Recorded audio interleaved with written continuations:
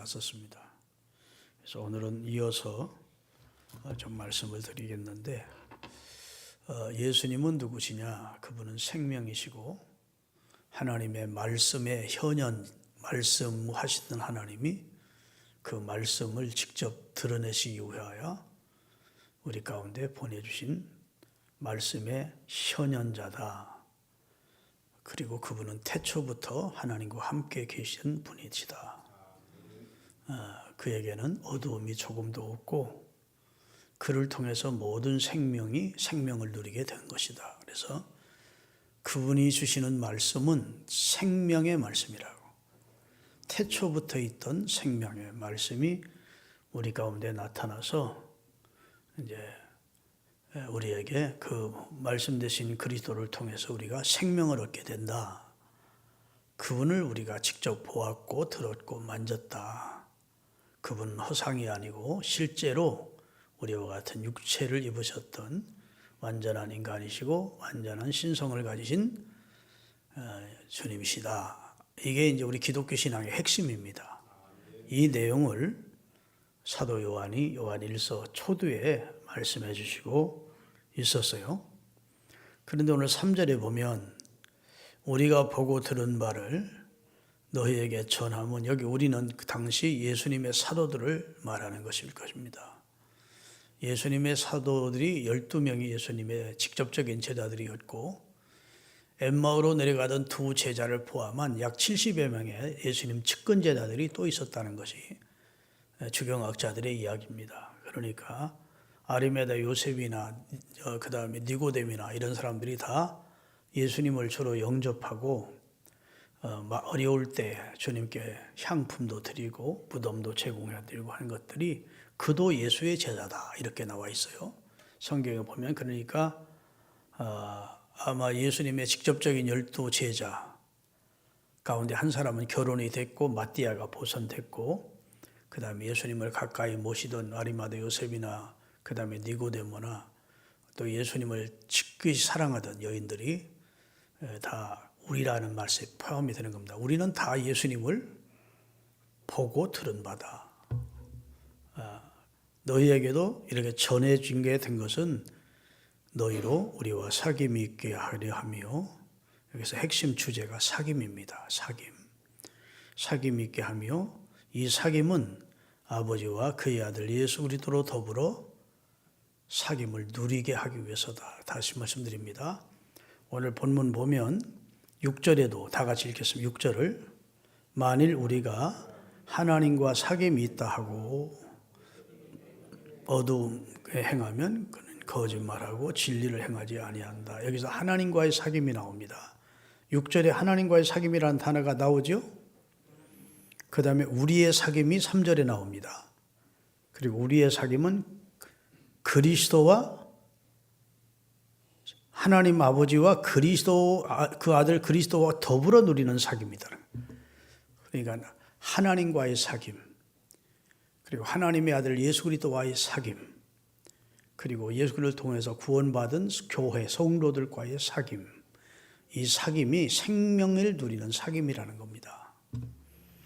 그것을 요한은 요한복음 15장에 아주 자세히 표현을 하고 있어요. 포도나무는 예수님이시고 우리는 그에게 붙어있는 가지인데, 가지가 포도나무에 붙어있어 포도나무 원줄기에 진액을 공급받는 교통, 그 사귐이 이루어지면 이 사람은 열매를 많이 맺나니. 그래서 절로 열매를 맺는데요. 절로. 그러나 사귐이 끊어졌다.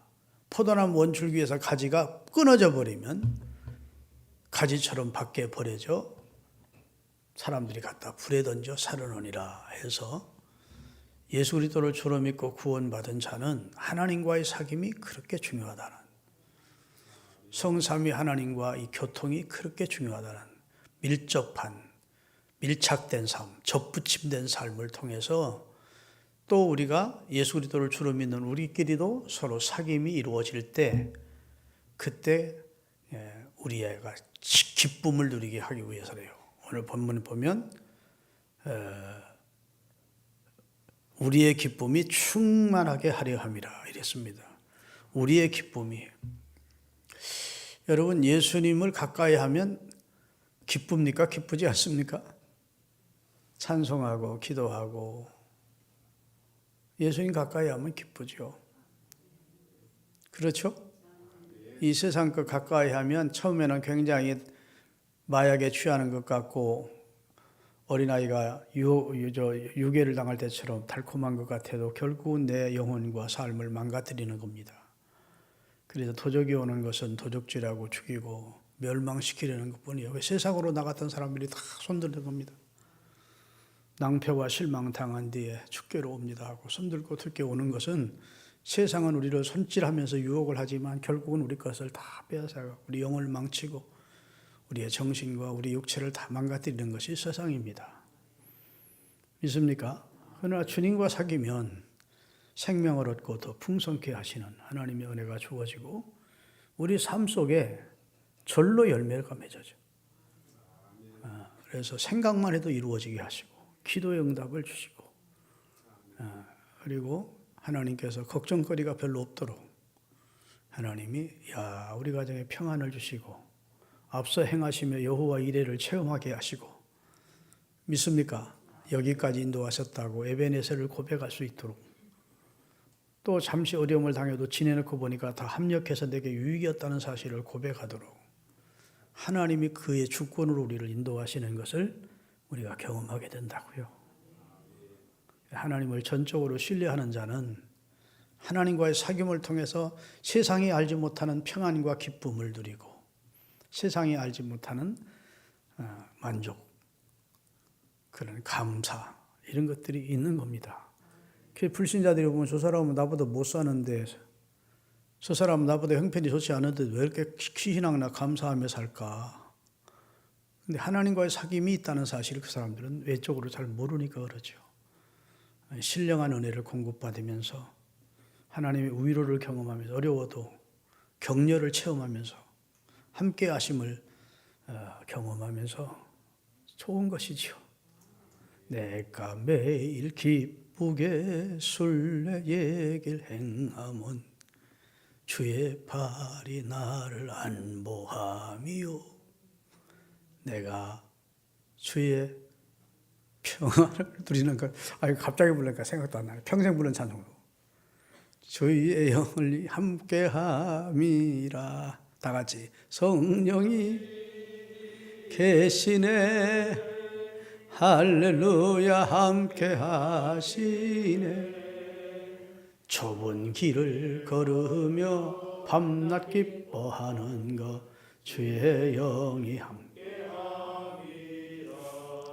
넓은 길이 아닌데 좁은 길인데 어려운 길을 가는 것 같은데도 밤낮 기뻐할 수 있는 것은 하나님과의 사귐을 통해서죠. 믿습니까?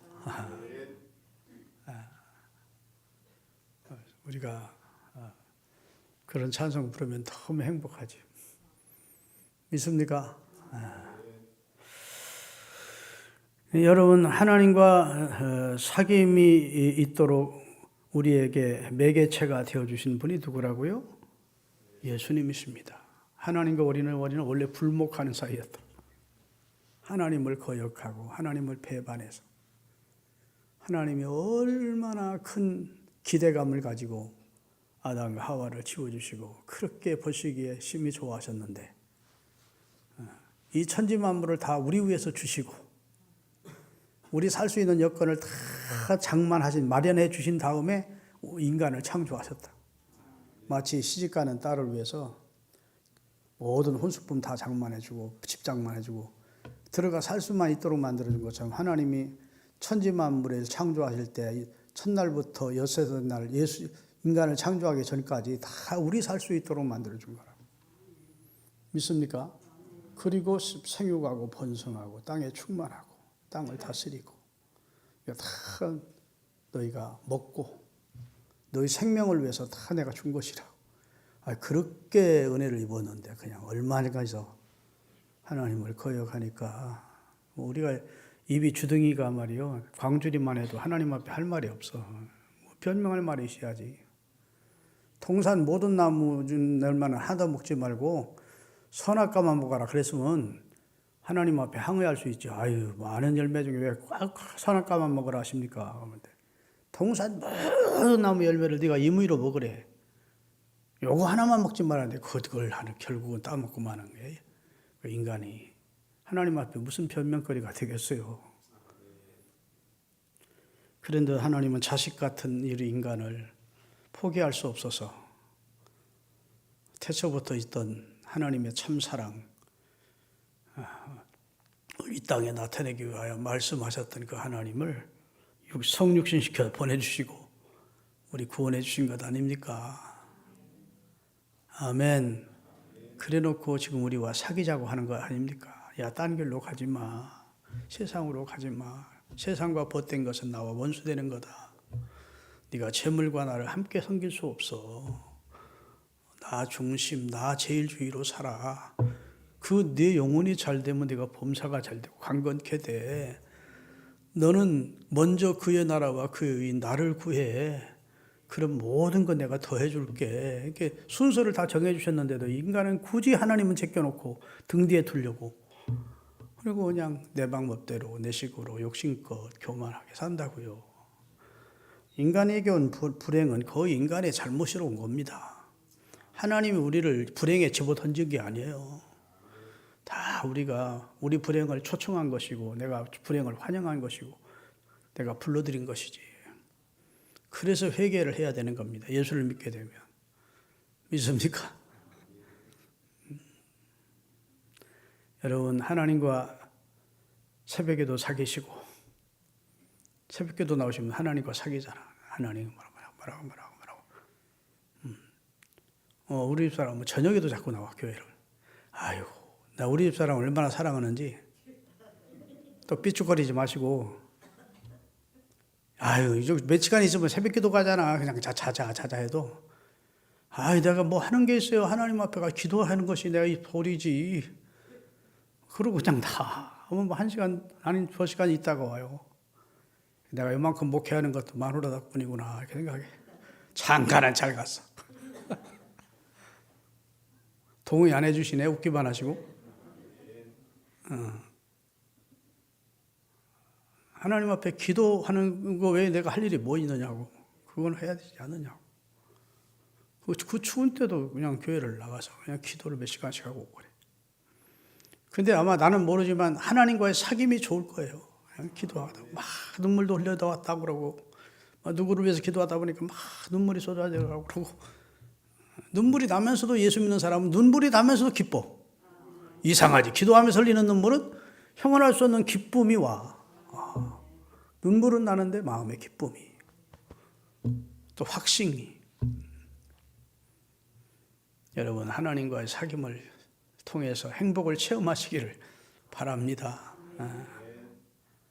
그래서 하루 24시간 중에 하나님과 사귐을 가질 수 있는 시간을 조금은 빼놓고 사는 게 하나님께 대한 배려예요. 24시간, 4시간만 나만 생각하며 살지 말고 기도의 밀실로 들어가든지 하여튼 하나님과 관계를 가지는 시간을 내가 빼놓고 하나님을 배려하고 또 내 신앙에도 유익되고 하니까 다니엘처럼 시간을 정해놓고 하나님 앞에 기도하면 더 좋지만 그렇게 못하더라도 하나님과의 사귐을 가지는 그런 생활이 구체적으로 삶 속에 나타나야 예수 믿는 행복이 있습니다. 주님과 나와의 비밀이 있는 거예요. 나 다 말할 수는 없지만 주님을 체험하고 주님의 응답도 경험하고 그것 부부 사이의 비밀이 있듯이 다 드러낼 수는 없지만 그래도 주님과의 관계가 내가 딱 매일 사귐을 통해서 얻어진 거죠. 여러분 나는 대통령을 알지만 대통령은 나를 모릅니다. 왜? 사귐이 없기 때문이죠. 그렇죠? 내가 문재인 대통령을 잘 알죠. 그분이 뭐 함흥뿐이고 뭐 이 피난민의 자녀로 태어났고 뭐 변호사 생활하다가 뭐 노무현 대통령하고 친구처럼 지내다가 비서실장 하다가 그분이 돌아가시고 나서 그분이 뭐 노무현 정신이라고 밀어나면서 그분이 갑자기 뜨기 시작했고 그리고 이제 대통령이 됐고, 뭐 그분에 대해서 정보가 내가 많지요. 그분에 대해서 내가 많이 안다고요. 근데 그분과 사귐이 있는 건 아니라고. 그렇죠? 그분은 나를 몰라. 우리가 하나님에 대한 정보는 많이 가지고 있을 수 있습니다. 신학교도 다녔다. 어려서부터 교회 다녔다. 하나님에 대한 정보는 무지하게 알아. 하나님은 유일하신 참신이시고 우리를 위해 그 아들을 보내주신 분이시고 거룩한 분이시고 창조주시고 기가 막히게 하나님에 대한 정보는 많이 아는데 하나님과의 사귐이 없어. 그러면 그게 문제라고. 무슨 말인지 이해되십니까? 내가 문제이시고 내가 잘 알죠? 나는 당신을 잘 아는데 당신은 나 압니까? 하면 모르겠는데 하면 그쵸? 나중에 천국 하나님의 심판대 앞에 가서 나 잘 알죠 주님? 그럼 나 모르겠는데 너 언제 나와 사귀었냐? 그러면 안 된다 그 말이. 성경에 그런 내용이 많이 나오는 거예요. 그리스도를 통해서 하나님과 사귐의 길을 열어주셨다고. 그리스도를 매개체로 중보자로. 그래서 하나님을 아버지라고 부르면서 기도도 하게 하시고 찬송도 하게 하시고 예배도 하게 하시고 그분의 위로를 경험하게도 하시고 그런다고. 그 사귐이 있을 때 우리 삶에 빛된 열매가 나타난대요. 그분은 빛이시래. 어둠이 조금도 없대요. 아멘. 그래서 하나님과의 사귐을 통해서 우리가 이 사귐이 잘 된 사람은 하나님과 사귐이 원활하게 되는 사람이 그리스도인들끼리 형제 자매들끼리의 사귐도 잘 할 수 있고 그리고 그들이 그렇게 하나님과 사귀고 성도들과 잘 사귀면 우리 기쁨이 충만하게 된다는 것이 4절의 내용입니다. 하나님을 가까이 하면서 하나님과 사귀는 사람 속에 근심이 있겠습니까? 기쁨이 있죠. 그 하나님을 사귀는 그 사랑, 하나님의 사랑을 힘입은 걸 가지고 형제들과 사랑의 교제를 나누면 기쁨이 있죠. 그래서 오늘 3절은 성도끼리 사귐인데 아버지와 예수 그리스도를 통해서 성도들끼리 사귀는 사귐. 그 다음에 6절은 하나님과의 사귐을 말해주는 거예요. 네, 그래서 이 사귐은 다른 게 아니고 이제 교통이고 접붙임을 말하는 겁니다. 내가 너를 알고 네가 나를 알고 이렇게 믿습니까? 나는 그를 아는데 그는 나를 모른다. 그건 사귐이 없는 것이죠. 믿으시면 아멘. 예. 그래서 오늘 5절을 같이 읽겠습니다. 본문 5절. 우리가 그에게서 듣고 너희에게 전하는 소식은 이것이니. 여기 소식이라는 말이 나옵니다. 소식. 우리가라는 말은 당시 예수님을 가까이 했던 분들을 말하는 것이고 그는 예수님을 말합니다. 우리가 예수님에게서 듣고 지금 이 편지를 받는 편지 수신자들에게 전하노니 그래서 전하는 소식은 이것이다. 여기서 소식은 그 생명의 말씀으로 이 땅에 오신 예수 그리스도를 말하는 겁니다. 다시 말씀드리면 저에게서 듣고라는 표현은 생명의 말씀으로 이 땅에 오셔서 이 땅에서 삶을 사신 그의 생애와 그리고 그의 가르침을 통해서 들려진 복음을 우리가 소식이라고 하는 거예요. 여기 말씀드리는 소식. 그에게서 들은 소식. 예수님에게 들은 소식. 그의 삶을 통해서 그가 가르친 내용을 통해서 그가 이루신 구원의 내용을 소식이라고 그런다고. 이 소식이 복된 소식이기에 복음이라고 그러는 겁니다. 굿뉴스죠. 할렐루야. 좋은 소식이죠. 여러분과 저는 이 좋은 소식을 받은 사람이고 좋은 소식의 주인공 되시는 그리스도를 주로 영접한 사람입니다. 제가 가끔 수요일 날 오늘도 좀 다녀왔는데 강동경찰서에 가서 예배를 인도해요. 경찰분들한테 이제 말씀을 전하는데 점심시간에. 그런데 그분들한테 오늘 바로 지난주 제가 설교한 내용을 여기 지난주 수요일 날에 예수님은 생명의 말씀이다. 이런 내용을 점심시간에 잠깐 하고 그 사람들 식사를 해야 되니까 설교 한 15분 정도 하고 예배 전체 앞에서 한 25분에서 30분 드립니다. 그런데 얼마나 은혜 받았다고 와서들 좋아하는지 은혜가 됐던가 봐, 장로님. 목사님 유튜브 설교 유튜브에 올립니까? 그래서 우리 교회 유튜브 있다 했더니 이제 앞으로 좀 들어가 듣겠습니다. 그래. 은혜가 됐던가 봐요. 근데 이게 사실은 가장 복음의 핵심이거든. 복음의 핵심. 여러분, 그리스도는 생명의 말씀이고 우리를 살리는 구원의 복음의 주인공 되시는 분이 예수님입니다. 예수님 아니었으면 우리가 어떻게 구원받았겠어요? 하나님이 방법이 없어 우리를 구원해 줄래도 죄인은 우리를 천국 보내자니 하나님의 공의가 허락지 않고 하나님이 사랑해서 어떻게든 구원해 주고 싶은데 구원을 해 주자니 죄인들이고 죄의 삭상 사망이라고 하나님 선언해 놓고 할 수 없이 하나님이 친히 육체를 입으시고 그 아들을 이 땅에 보내서 죄값을 그분에게 일괄 처리해서 담당시키시고 하나님이 세상을 이처럼 내가 너희를 이처럼 사랑했다는 증거가 내 아들을 복생자를 주었다. 저를 믿으면 멸망치 않고 구원시켜 줄게. 이렇게 이보다 더 좋은 소식이 어디 있느냐고. 이 소식을 모르는 사람에게 이 소식 전하라고 교회가 세워진 것이고 선교는 그렇게 해서 이 소식 전하라고 선교사로 파송하는 것이고 믿습니까? 우리는 이 소식을 받은 사람들이라고. 그리고 지금은 이미 소식은 받았고 누구와 사귀어요?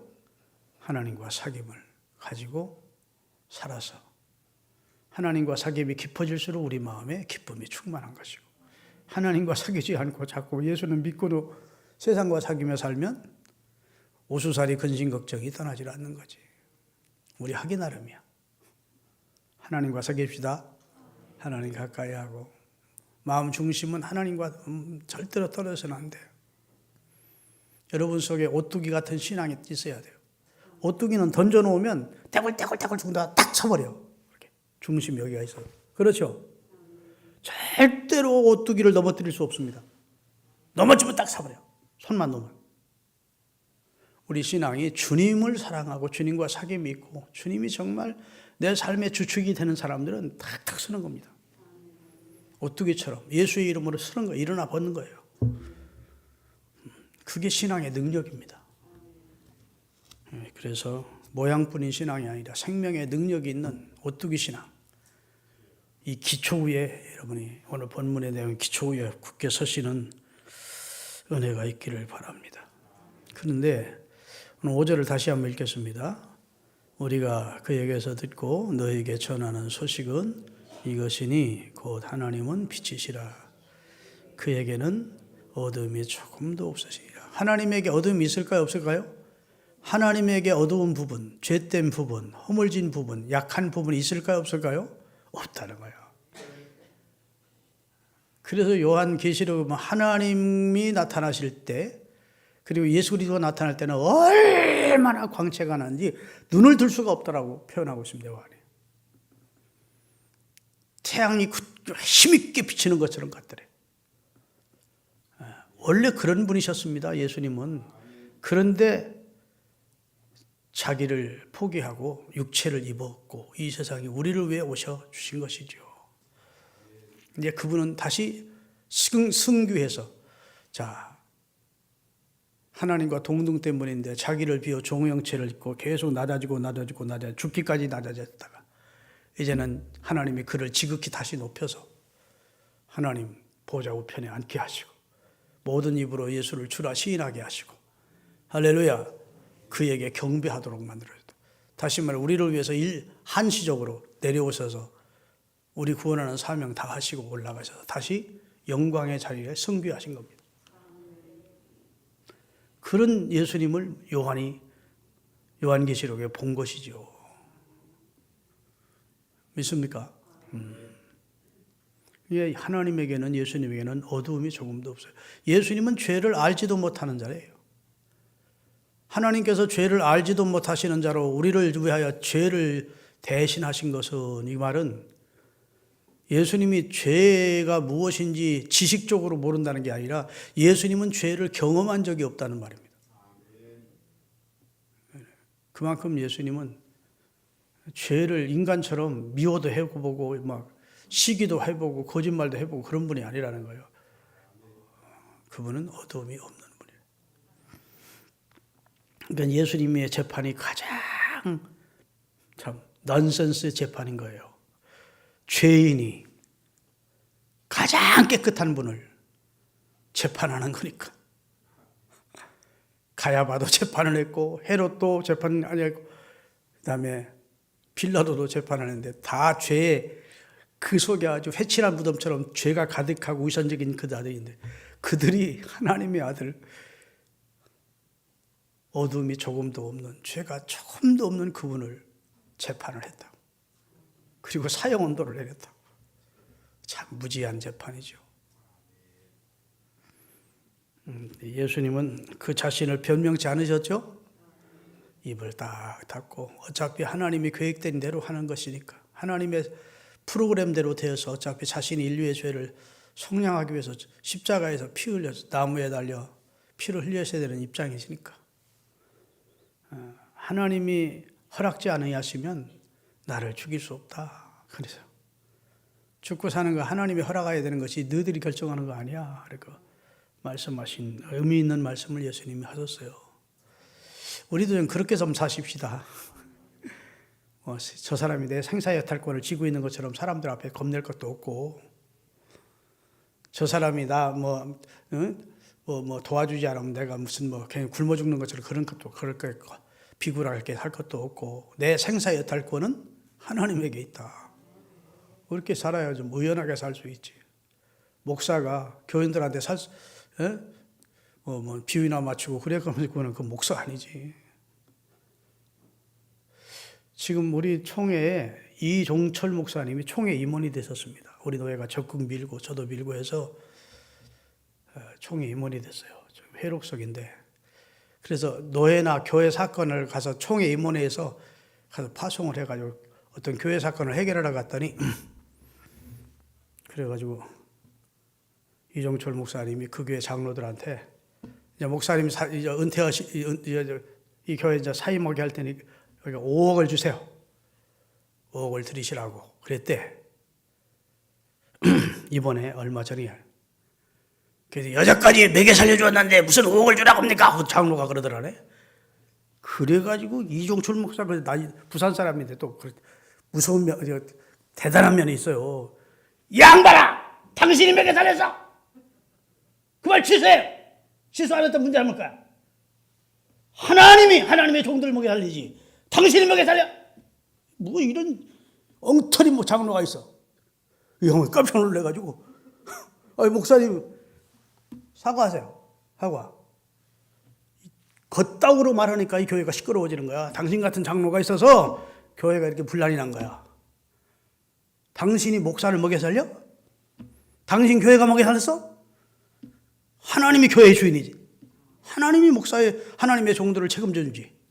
양반이 있다고 하니까 교회가 엉망진창돼가지고 총회까지 걱정 그쳐가지고 총회 임원까지 와서 해결하려고 하느냐.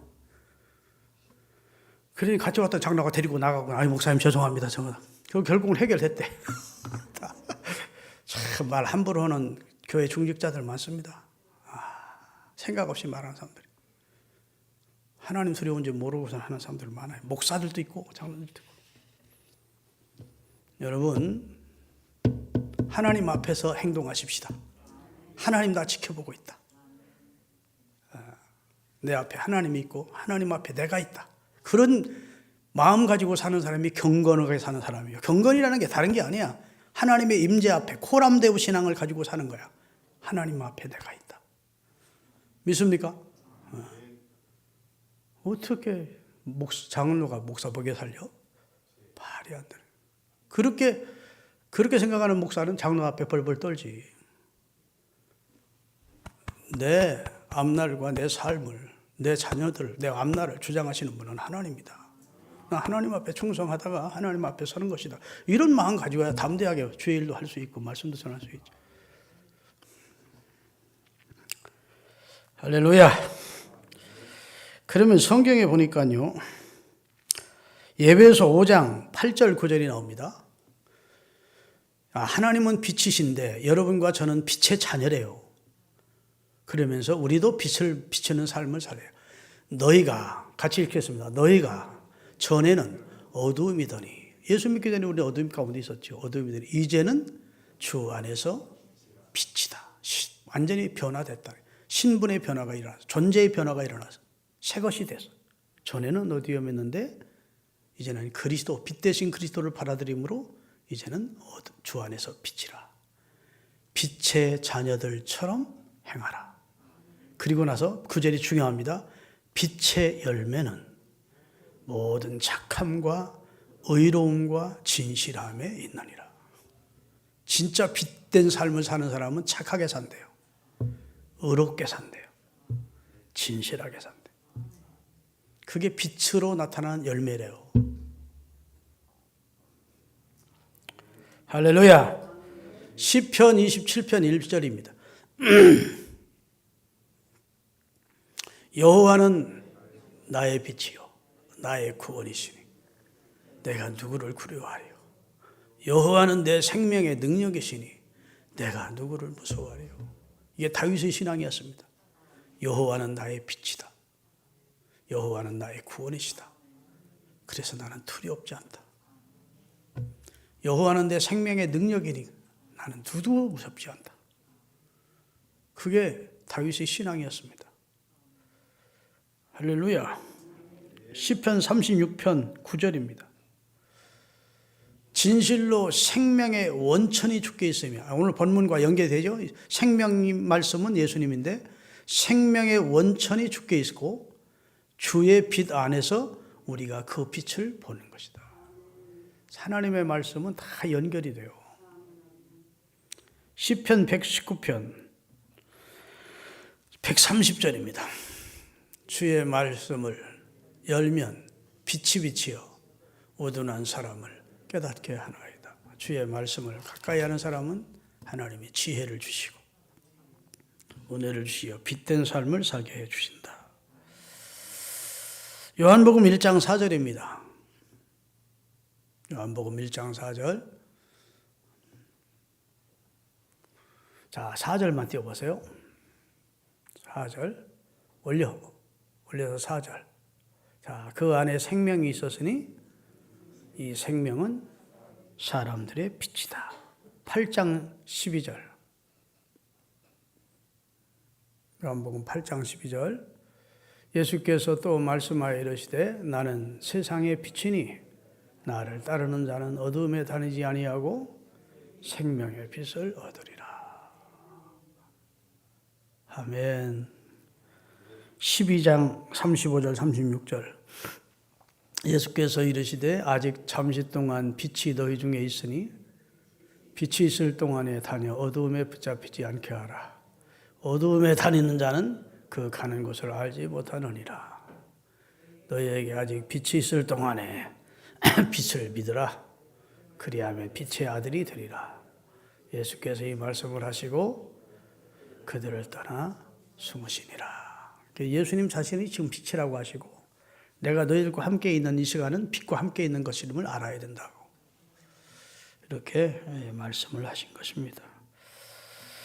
여러분, 하나님께서 천지와 만물을 창조하실 때도 그 첫 번째 창조의 선언이 빛이 있으라입니다. 빛이. 그 빛이 있음으로 하나님 보시기에 좋은 세상이 창조가 된 겁니다. 여러분, 자연의 빛도요 굉장히 중요합니다.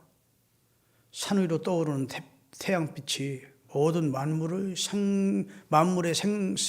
모든 만물들의 생명을 소성시킵니다. 생명을 주는 빛이에요. 아주 어두운 토굴 속에 들어가면 어떤 생명도 살지 못합니다. 빛이 비춰지지 않으면 생명이 못 살아요. 그 빛이 색깔을 내게 하고 모양도 바꿉니다. 그 빛이 주어질 때 열매도 맺습니다. 믿습니까? 근데 그 자연의 빛을 통해서 우리가 교훈을 얻는 것이죠. 하나님이 빛이란 말이 하나님을 통해서 우리는 만물이 빛과 어둠을 분별하고 죄와 그 다음에 의를 분별하고 그 다음에 하나님의 빛을 비칠 때 우리 삶에 빛깔이 나기 시작하고 우리 열매가 나타나는구나. 그런 걸 말씀하기 위해서 예수님은 자신을 빛이라고 말씀하신 거예요. 빛된 주님과의 사귐을 오늘 다른 말씀 다 잊어도 우리 빛 되신 주님과의 사귐이 여러분 가운데 있기를 바랍니다. 요한복음 1장 9절 읽고 마치겠습니다. 요한복음 1장 9절